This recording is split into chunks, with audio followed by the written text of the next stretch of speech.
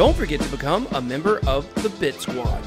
As a Bit Squad member, you have the opportunity this month to win a Nano Ledger S, sponsored by Nimic. Like and comment on each of our videos this month for the maximum number of entries. Must be a subscriber to win. Hey Bit Squad, welcome back to the channel. Welcome to today's Fresh 5 video where we talk about the top 5 stories in cryptocurrency of the day. So we've got some good stories for you today, including looking at some very dangerous ground involving the SEC, and not just crypto, but the Constitution. We're also going to be looking at whether or not $544 trillion might be tokenized in the future. We're going to be talking about Amazon, we're going to be talking about dapps, and we're also going to be talking about some projects that might have some motivation to, let's just say, throw shade at Binance. So, okay guys, if you're not a subscriber, make sure that you click the button and become a subscriber. We're giving away a ledger this month. Also doing a giveaway on Twitter. You can find giving away 36,000 BitTorrent tokens. It's not that much, but you know, if you guys want a piece of that, make sure you head on over and follow me on Twitter. Market Watch. Okay guys, today the markets are coming in at 121 billion, so continuing to move up very slowly, the overall market cap. Bitcoin is challenging kind of the level that where it hit the green candle at last week. It's at 3640 right now. Bitcoin dominance is at 52.7%, which is big because that is falling. It was over 54% just earlier last week. So Ethereum is up a little bit, EOS up, Litecoin up, Tron continuing on a dive. It looks like Stellar has a good chance to pass it in the future. Why is this?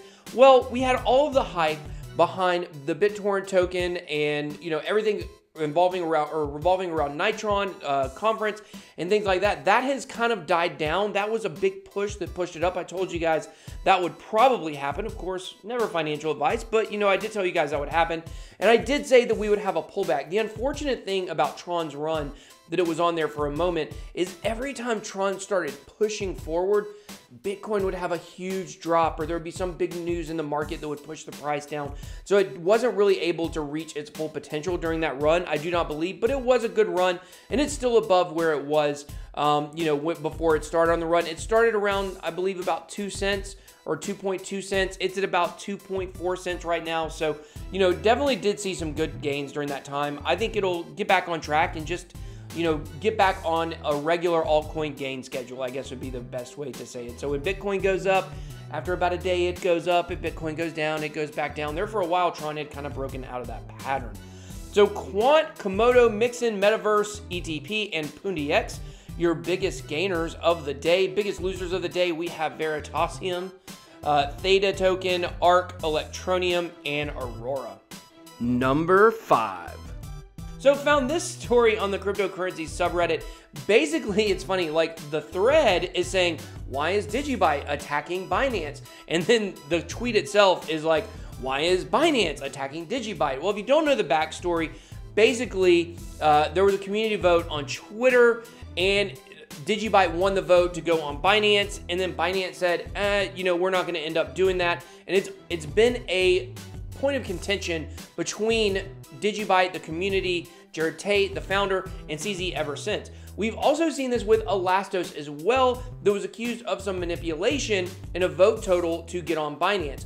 Both of these projects, the communities have big issues with Binance. And honestly, the fact that they're not on Binance is probably one thing that has held both of these projects from really being able to break through to another tier, or at least move positionally on CoinMarketCap. But I would like to call on us all to look at ourselves in our communities and stop attacking other crypto projects. Stop attacking Binance because you didn't get on there. That's not beneficial to anyone. I believe when a lot of people see what is the soap opera of crypto Twitter or the soap opera of the crypto community, I think they don't want much to do about it. So I think it's really time that the crypto community matures. Number 4. We've been talking Amazon a lot lately in crypto, mainly based on what CZ said, that eventually they will have to come out with their own coin, which I probably do tend to agree with. I don't know when it will be, but they have now released their limited preview for their Amazon managed blockchain, which is done through Amazon Web Services. I believe they were working with, you can build on Ethereum and also on the Hyperfabric Ledger, I believe. I always get that confused. I think it's the Fabric Ledger. But here it is. You can sign up with your AWS account, which is Amazon Web Services, and sign up for a preview. So it's just pretty good to see that this is making progress, and it's probably not going to be too long before it is launched. Number 3. Number 2 story, another story I got from the cryptocurrency subreddit, basically talking about dApp developers. And this person right here is saying how, nobody uses Ethereum dApps, which is absolutely true. The volume is nothing. We know that. Tron and EOS, however, are having much bigger success with their dApps, but they're mostly gambling, which I don't have a problem with. I'm a degenerate gambler myself, but I can understand that perspective, right? If you want use case, while gambling and porn are huge on the internet and will probably be huge in blockchain as well, like there's a lot of people that don't dabble in those. So they want to have real world use cases that they can use these dApps for, whether it's games or whether it is for managing their business or whatever it may be. But here's the thing that I would say. We're way too ahead of ourselves on this. The fact is, dApps really over the last year have just now become usable. And so what we're gonna see is a period of time in which they're not gonna be very good. A lot of you guys may have a fundamental misunderstanding of what a dApp is. It's basically a website. That's what a dApp is. It's a website. You can go there, it's decentralized. When you have something on, let's say, iOS or on Android, there has to be like a centralized element of it. And so we're probably a ways away before being able to have decentralized apps on our phones, not in the form of a website. So, I look back at the early 90s, or in the mid 90s when I was on AOL a lot because I was in middle school and that's what I was doing, is chatting with hot babes. Napoleon, don't be jealous that I've been chatting online with babes all day.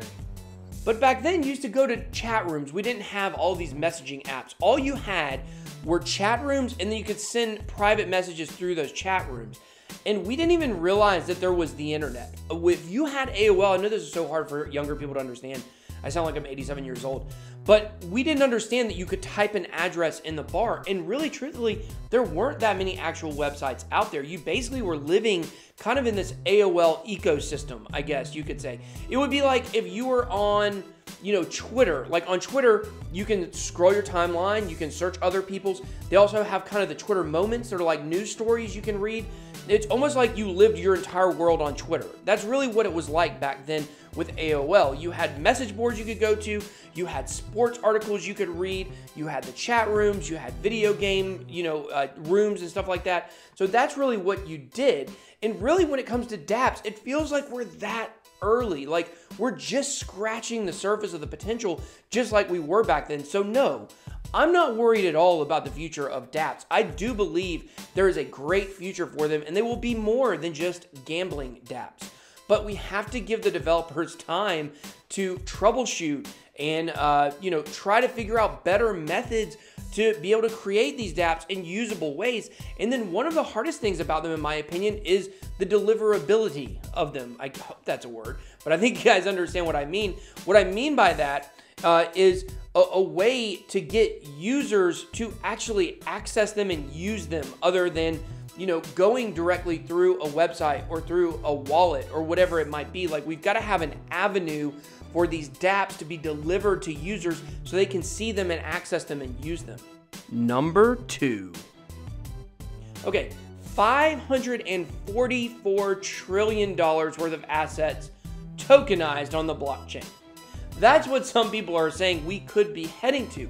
What tokenization really does is it allows for an easy way of ownership and a way to divide whatever an asset might be down into small fractional parts.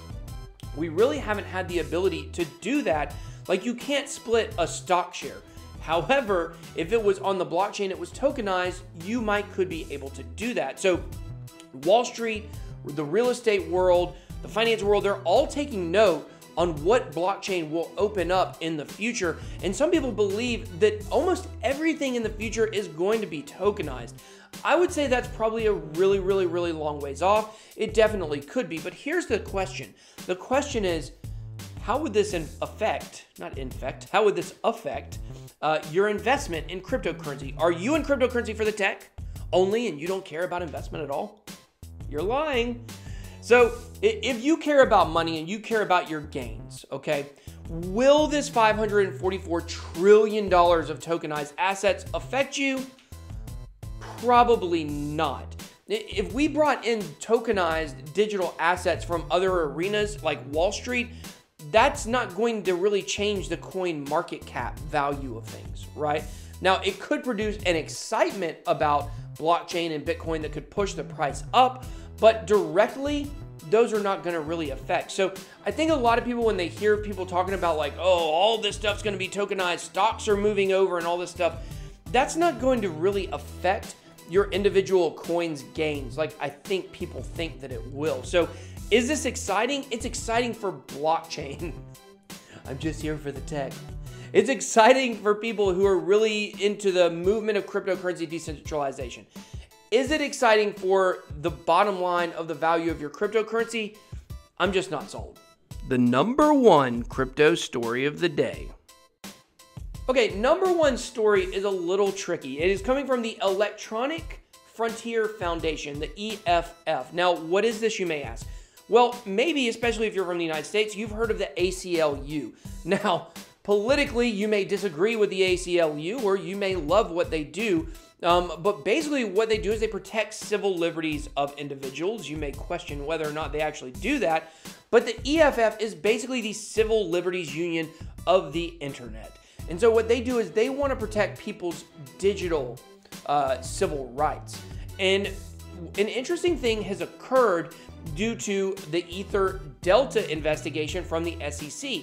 Basically what the SEC said is, yes, you are decentralized. However, you are in control of an algorithm that is causing people to make exchanges on this website, and therefore you're responsible for it, and they were held liable for certain actions that they had taken, or the CEO of Ether Delta was held liable.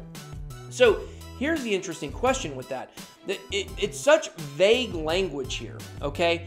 It says, for these and other reasons, EFF has called on cryptocurrency exchanges to adopt best practices around defending user rights, including using regular transparency reports. It's also not surprising that regulators are cracking down on exchanges, and indeed, EFF supports regulators stepping in to hold exchanges accountable for engaging in fraud, theft, and other misleading business practices, right? Like, that makes sense. You don't want these places to be scamming people. But where it gets a little more complicated revolves around the SEC's broad language about an entity that provides an algorithm. Could include cryptographic researchers and coders who are publishing ideas or code for debate and discussion and working to develop systems that could benefit the public. So basically what they're saying here is that the SEC has decided, with the super broad language, an entity that provides an algorithm, right? They're saying that that's dangerous, because if you start trying to prosecute people or investigate people for creating an algorithm that someone may or may not use for nefarious purposes, or for something that SEC deems, against its tenets, okay? That's going to stifle technological improvements, because people are going to be scared. If all it takes for me to get in trouble is creating an algorithm, then we're probably living in 1984 even more than we ever thought that we were, which is very dangerous. You're living in a society that wants to stifle improvement and advancement, and that's scary. So I don't think that's really what the SEC is intending within this, but what we're seeing is eventually, I do believe 100% we are going to have a separate crypto commission, or the SEC is going to have to change its rules. 1933 rules do not apply in 2019. That is just not the case. So this is something that I think is going to continue to evolve. We're going to continue to see, I believe, lawsuits, not from the SEC. We will see those as well, but maybe against the SEC, or where these people are trying to defend themselves to the hilt, because what they're doing is really just advancing technology. It's not scamming people. And so, if we can't change the definitions that the SEC has for several different things, including digital currencies or asset classes, then I think we're all going to be in a lot of trouble. So, hope you guys really enjoyed this video. I hope you guys got something out of these stories. Let me know in the comments below something from today that you gained, and I will talk to you guys later. BitBoy out.